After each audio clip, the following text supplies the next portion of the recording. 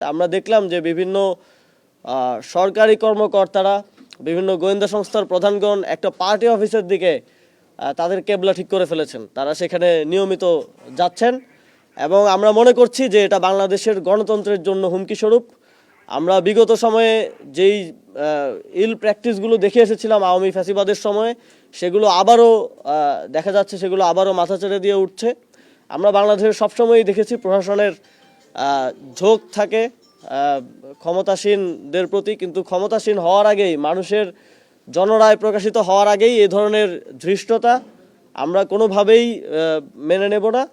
রায় দিলেন, একজন এটা বাতিল করলেন, আরেকজন এটা বৈধ করলেন। এটা আমরা মনে করি যে স্পষ্টভাবেই একটি নির্দিষ্ট দলের প্রতি, একটি নির্দিষ্ট গোষ্ঠীর প্রতি প্রশাসনের এক ধরনের একতরফা এবং পক্ষপাতিত্বের পরিচয় আমরা দেখেছি। এই দুটি আসন স্পেসিফিকলি আমাদের, এবং এর বাইরেও আমরা অন্তত আরও 100টি উদাহরণ আছে, আপনারাই কভার করেছেন, মিডিয়ার মাধ্যমে আমরা দেখেছি। এবং খুব ন্যাক্কারজনকভাবে আমরা দেখেছি এক জায়গায় একজন স্বতন্ত্র প্রার্থীকে ইভেন সরকারি অফিসেই ঘাড় ধাক্কা দিয়ে বের করে দেওয়ার মতো ঘটনা মানিকগঞ্জে আমরা দেখেছি।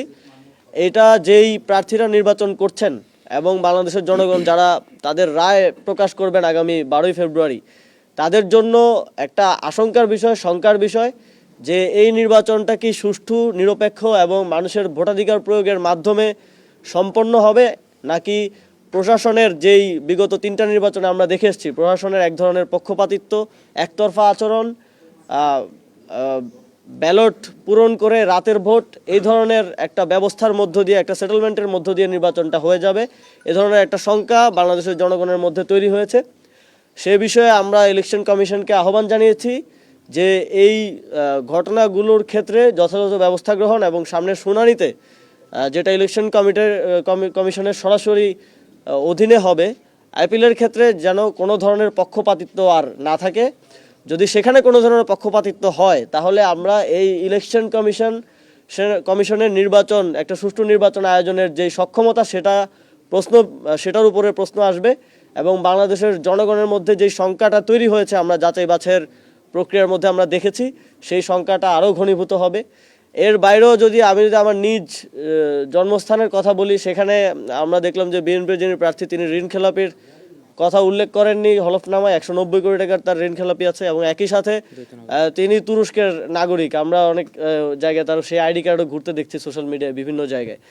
কিন্তু এই দুইটা স্পষ্ট আচরণবিধি লঙ্ঘন এবং এই স্পষ্ট ইয়ার ফলেও কিন্তু তার যেই প্রার্থিতা, সেটা বৈধ বলে বিবেচিত হয়েছে।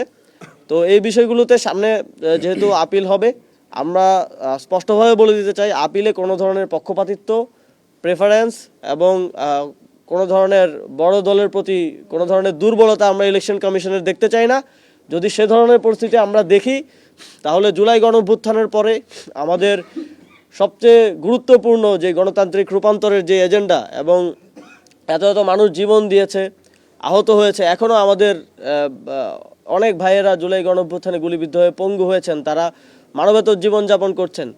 শুধু একটা আকাঙ্ক্ষা থেকে একটা সুন্দর বাংলাদেশ বিনির্মাণ হবে, নির্বাচনের মাধ্যমে একটা গণতান্ত্রিক সরকার আসবে, যেটা আমরা বিগত 17 বছর দেখিনি।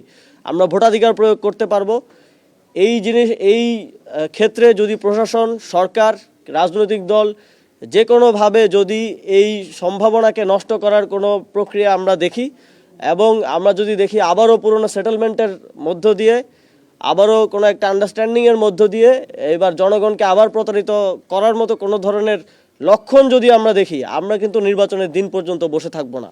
আমরা প্রয়োজনে আবার রাজপথে নামবো, প্রয়োজনে আমরা আমাদের যেই সুষ্ঠু নির্বাচন, নিরপেক্ষ নির্বাচন এবং জনগণের রায় দেওয়ার যেই অধিকার, সেটা ছিনিয়ে নিব। আমরা আমাদের আরও কিছু কনসার্ন নির্বাচন কমিশনকে জানিয়েছি। যেমন জাতীয় পার্টির নির্বাচনে অংশগ্রহণ করার বিষয়ে আমাদের দলের পক্ষ থেকে এক ধরনের কনসার্ন ছিল যে আমরা চাই না যে ফ্যাসিবাদের যারা দোষর আছেন এবং বিগত ফ্যাসিবাদকে যারা বিভিন্ন উপায়ে বৈধতা দিয়েছেন, তারা যেন কোনোভাবেই এই নির্বাচনে অংশগ্রহণ না করতে পারেন।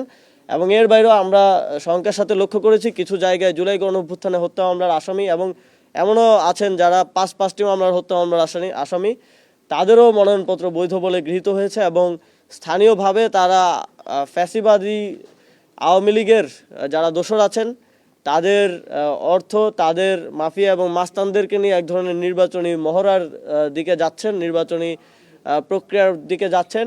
সেটির ক্ষেত্রেও সরকার, নির্বাচন কমিশন এবং প্রশাসনকে আরও শক্ত অবস্থান নিতে হবে। আমরা আমাদের এই কনসার্নগুলো ইলেকশন কমিশনকে জানিয়েছি। খুবই দুঃখের সাথে আমরা একটা জিনিস প্রত্যক্ষ করেছি যে বিগত কিছুদিনে সাম্প্রতিক একটি দলের চেয়ারপারসন দেশে এসেছেন। আমরা অবশ্যই তাকে আমাদের পার্টির পক্ষ থেকেও, সকলের পক্ষ থেকে ব্যক্তিগতভাবেও স্বাগত জানিয়েছি।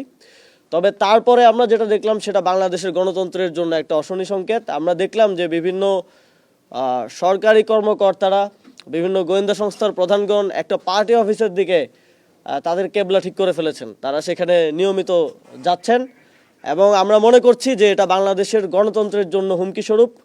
আমরা বিগত সময়ে যেই ইল প্র্যাকটিসগুলো দেখে এসেছিলাম আওয়ামী ফ্যাসিবাদের সময়ে, সেগুলো আবারও দেখা যাচ্ছে, সেগুলো আবারও মাথা চেড়ে দিয়ে উঠছে।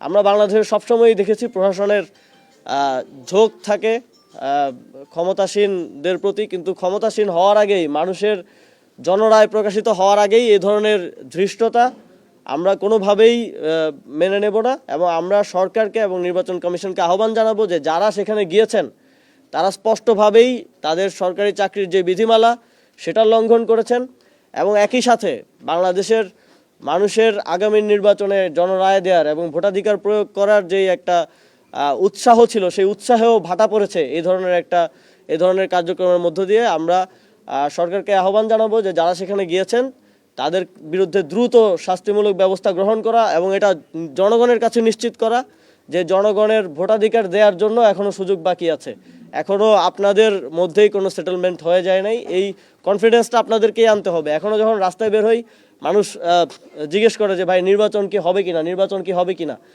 তো আমি মনে করি যে এটা সরকারের এবং নির্বাচন কমিশনের ব্যর্থতা যে এখন পর্যন্ত মানুষকে ওই কনফিডেন্সটা তারা দিতে পারেননি যে নির্বাচন হবে কি হবে না এটা নিয়ে মানুষের মধ্যে শঙ্কা আছে। যখন এই বিষয়গুলো নিয়ে শঙ্কা থাকে তখন মানুষ আসলে ভোটাধিকার প্রয়োগের ক্ষেত্রে আগ্রহ পান না।